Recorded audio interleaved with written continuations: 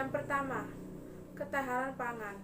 Pengertian pangan menurut UU nomor 18 tahun 2012 adalah segala sesuatu yang berasal dari sumber hayati produk pertanian, perkebunan, kehutanan, perikanan, peternakan baik yang diolah maupun tidak diolah, yang diperuntukkan sebagai makanan dan minuman bagi konsumsi manusia. 1. Faktor-faktor ketahanan pangan antara lain: A. Lahan. Lahan merupakan faktor penting dalam penyediaan sumber pangan. B. Iklim dan cuaca. Iklim dan cuaca secara langsung atau tidak turut memengaruhi hasil sumber daya pangan. C. Teknologi. Teknologi dapat membantu kegiatan manusia menjadi lebih efektif dan efisien. D. Infrastruktur. Indonesia sebagai negara kepulauan di mana antar pulau dipisahkan oleh lautan tentu membutuhkan infrastruktur perhubungan yang baik. 2. Sistem ketahanan pangan ada 3. 1. Sistem ketersediaan. B. Akses pangan. 3. Penyerapan pangan.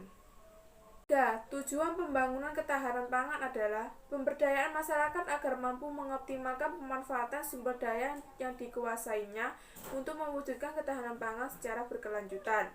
2. Potensi dan persebaran sumber daya pertanian untuk ketahanan nasional.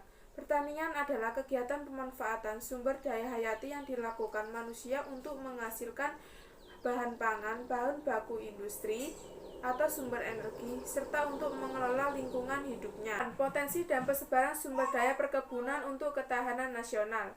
Perkebunan adalah segala kegiatan yang diusahakan tanaman tertentu pada tanah dan atau media tumbuh lainnya dalam ekosistem yang sesuai. Komoditas perkebunan di Indonesia sebagai berikut. Ada tebu, kina, karet, kelapa, kelapa sawit, teh, kopi, cengkeh, dan tembakau. Potensi dan persebaran sumber daya perikanan untuk ketahanan nasional. Perikanan adalah kegiatan manusia yang berhubungan dengan pengelolaan dan pemanfaatan sumber daya hayati perairan. 10. Potensi dan persebaran sumber daya peternakan untuk ketahanan nasional. Peternakan adalah kegiatan membudidayakan dan mengembangbiakan hewan ternak untuk mendapatkan keuntungan dari kegiatan tersebut. B. Ketahanan industri.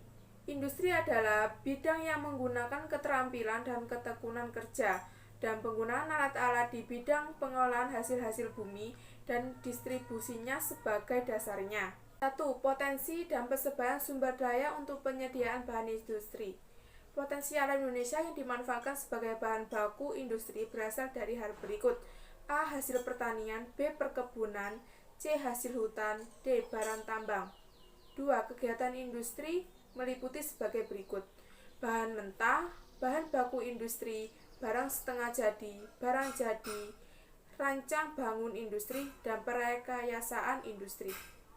3. Pengelompokan jenis industri sebagai berikut: A. Industri kimia dasar. B. Industri mesin dan logam dasar.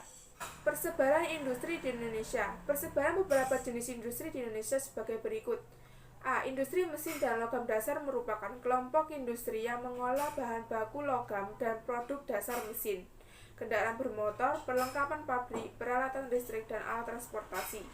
B. Industri kimia dasar adalah jenis industri yang mengelola bahan baku atau bahan mentah untuk menghasilkan bahan-bahan kimia.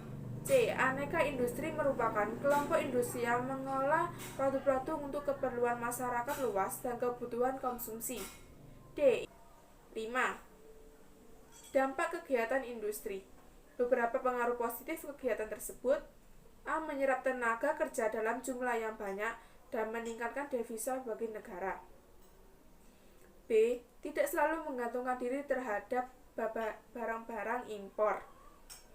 Beberapa pengaruh negatif dari kegiatan tersebut: seringkali pembuangan limbah cair yang dialirkan ke sungai atau badan-badan air lainnya menimbulkan pencemaran air apabila tidak dinetralkan terlebih dahulu. Ketahanan energi baru dan terbarukan. Satu pengertian energi terbarukan adalah bentuk energi yang berpotensi untuk menggantikan energi konvensional serta menghindari kerusakan lingkungan.